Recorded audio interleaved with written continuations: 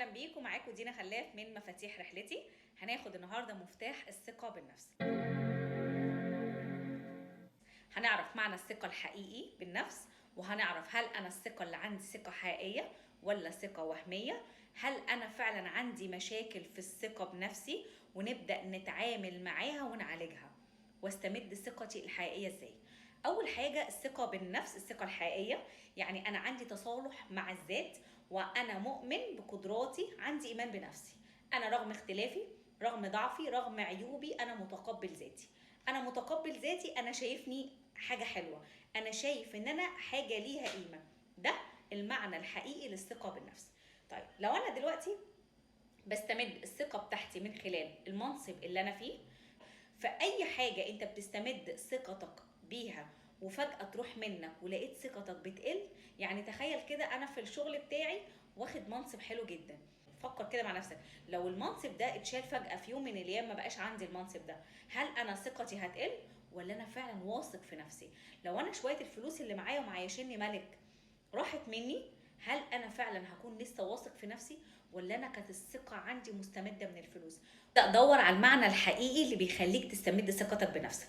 يعني انا عشان اكون واثق في نفسي لازم اعمل ايه؟ لازم ادخل جوه نفسي واشوف ايه المشاكل اللي حصلت عندي، وتبرمج العقل اللاواعي عندي وخلى الصوره مهزوزه قدامي او جوايا في معتقدات حابين نتعامل معاها. المعتقدات والصوره دي جايه لنا عن طريق الاهل. مثلا رقم واحد، انا طول ما انا اهلي كانوا بيقارنوني خليك زي فلان، شوف فلان وصل للمكانه الفلانيه لازم تكون زيه، فلان نجح وجاب الدرجه الفلانيه فخليك زيه. فدايما انا شايف ان الناس دول او فلان وفلان وفلان دول اعلى مني، فانا شايف نفسي ان انا قليل. فدي اول حاجه، الاهل والمقارنات اللي بتتعمل دايما مع الاهل. بعد كده الاصدقاء، ممكن يكون بيحصل تنمر. المدرسه اللي انا كنت فيها، المدرسين، في وقت ممكن المدرس يقل من طالب وهكذا. ابدا شوف انت المعتقد اللي جاي لك والصوره اللي جواك جايه لك منين. هنمسك ورقه وقلم ونبدا نكتب كل حاجه جواك وفي الحقيقه انت شايفها مصدر عدم الثقه بالنفس. ده اللي مخليني مش واثق في نفسي. شكلي، جسمي، ذكائي، اكتب اي حاجه. ما بعرفش اتكلم قدام جمهور، كل حاجه شايفها مصدر بتخليك فعلا مش واثق في نفسك اكتبها. نبدا نتعامل كمثال. مثلا انا ما بعرفش اتكلم قدام جمهور، اتطلب مني مثلا من مدير ان انا اقف اتكلم في ميتنج في العمل وما قدرتش اتكلم ونسيت الكلام والناس ضحكت عليا. هات اسوأ سيناريو ممكن يحصل في الموقف ده، لان انا عايزه اتعامل مع المشكله بشجاعه وجرأه. اسوأ حاجه ممكن تحصل ايه؟ هنسى الكلام، الناس زمايلي يضحكوا عليا، طبيعي اي حد في مكاني ده هيحصل معاه. اول مره وقفت قدام جمهور، واول مره وتاني مره هتلاقي كلمات راحت منك، الموضوع كله ممكن تنساه، هتلاقي ناس بتضحك عليك. اسوأ حاجه. وابدا بقى اتعامل مع عقلك عشان نبدا نعمله برمجه جديده. عقلك لا يميز بين الحقيقه والخيال.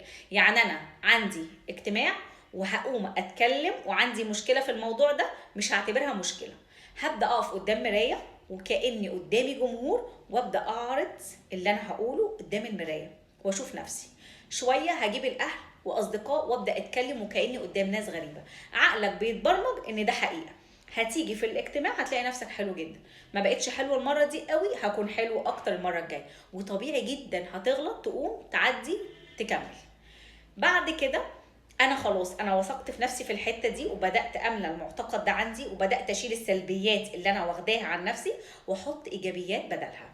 خلي عندك ايمان بنفسك، لان انت لو ما امنتش بنفسك محدش تاني هيثق فيك.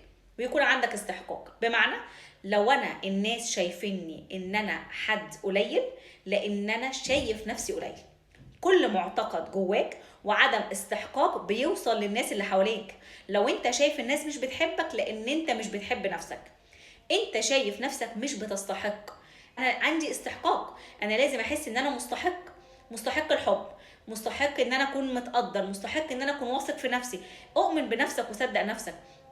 يوم ما بتيجي تشتري براند معين وبتدفع فيه مبلغ لان انت واثق في البراند ده، طب تخيل بقى ربنا اللي خلقك انت وخلقك بقيمه وخلق وسخر الكون ده كله عشانك انت، ازاي انت مش مؤمن في قدراته، مش مؤمن انه حط كنز وجوهره جواك؟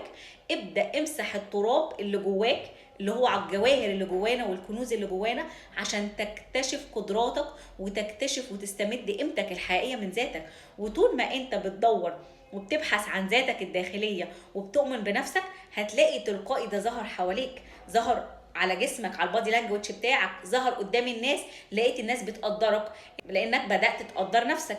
فده الاستحقاق بيبان للناس اللي حواليك. فابدا اتعامل مع نفسك بكل حب، وتعامل معاها بكل قيمه، وتصالح مع ذاتك. اتمنى اكون استفدت.